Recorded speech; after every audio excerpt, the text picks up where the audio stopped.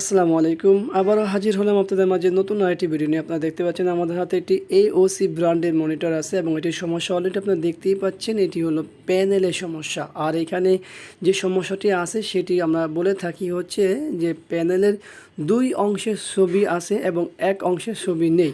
তো এখানে যে ছবিটি মিসিং আছে সেটা কেন, তো আমরা দেখিনি আগে প্যানেল সাইজ কত এবং প্যানেল মনিটরটিও মডেল দেখব।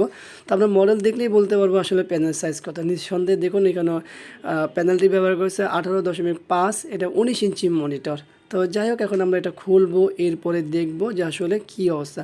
তো দেখুন মনিটরটি খুলে ফেলছি। এর পাশাপাশি দেখুন যে মনিটর ভিতরে কী পরিমাণ ময়লা, এখন এখানে কিছু কাজ করার সিগনেচার আছে। তো আমরা মনিটর স্বাভাবিকভাবে যে ময়লাগুলো দেখতে পাচ্ছি এটা স্বাভাবিক। তো এখানে দেখুন আমরা দেখার চেষ্টা করতেছি এর আগে কী কাজ করা হয়েছে। এখানে কিন্তু আগে কিছু একটা কাজ করা হয়েছে, তবে সেই কাজের সাথে এই কাজের কোনো সম্পর্ক নেই।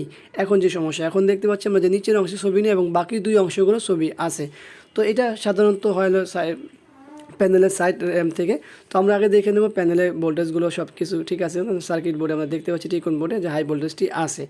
তো আমরা এখন সাইড র্যাম বা সাইড কফে দেখব যে আমাদের হাই ভোল্টেজটি আছে কিনা। দেখুন এখানে কিন্তু মিসিং।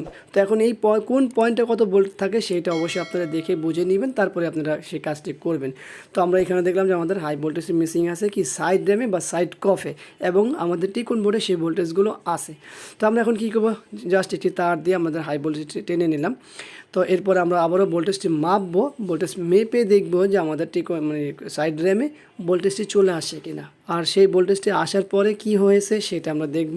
আর আগে তো একটি লাইন টানা আছে, সেটা সেই জায়গায় থাকুক, সেটা নিয়ে আমাদের কোনো মাথা ব্যথা নেই, কারণ হচ্ছে এখানে ছবি আছে। তো আমাদের সাইড র্যামে কত ভোল্টেজ আসছে, তো দেখুন এখানে আমাদের সাইড র্যামে কিন্তু হাই ভোল্টেজটি চলে আসে, যেটাকে BGH ভোল্টেজ বলে থাকি আমরা। তো এখন আমরা দেখব যে এখানে ডাটা আসে কিনা। দেখুন নিচের অংশে কিন্তু ডাটা চলে আসে এবং কোনো দাগ নেই। নর্মালি অনেক ক্ষেত্রে দেখা যায় যে কাজ করার পর দাগ চলে আসতে পারে, তো এইটাতে কোনো দাগ নেই, একেবারে ক্লিয়ার আছে। তো আলহামদুলিল্লাহ, আশা করব ভিডিওটি আপনাদের এখনই ভালো লাগবে। ভিডিওটি ভালো লাগলে অবশ্যই লাইক করবেন, কমেন্টস করবেন, শেয়ার করবেন, আর অবশ্যই আমাদের এই চ্যানেলে সাবস্ক্রাইব রাখবেন, পাশে থাকা বেল বাটন চাপ দিয়ে রাখবেন।